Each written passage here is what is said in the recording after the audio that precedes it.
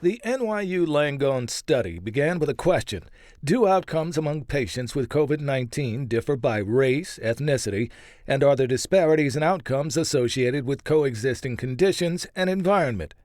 Dr. Leora Horowitz was the study's senior author. One of the many heartbreaking things about the COVID pandemic has been the hugely disproportionate impact on people who are Black, who are Hispanic, who are Native American, who are, of color.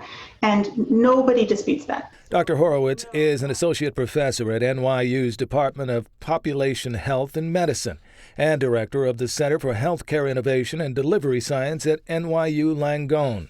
The study, she says, was conducted between March and April, early on during the pandemic when we knew almost nothing.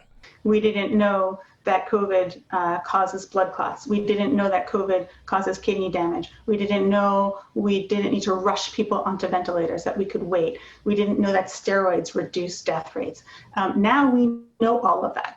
But what the study found, she says, is that Black patients who ended up hospitalized for COVID-19 had an equal or slightly higher rate of survival than white patients, less likely to develop severe illness, be intubated, to die, or be discharged to hospice.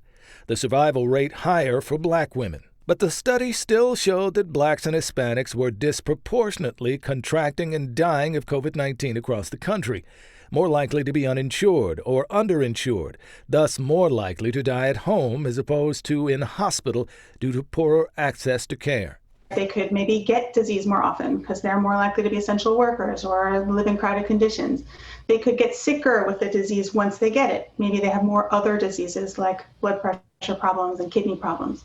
They could maybe not have access to health care once they get disease, so they maybe don't get treated as quickly or as well. Or maybe if they do have access to health care, maybe it's worse quality health care. The findings, the authors of the report say, are more evidence of the role social determinants of health play in determining patient outcomes, particularly Black patients, before they ever get to the hospital. It doesn't take away from the overall message, which is that Black and minority populations are at much higher risk of bad outcomes. And so we do still have to make every effort to keep them safe.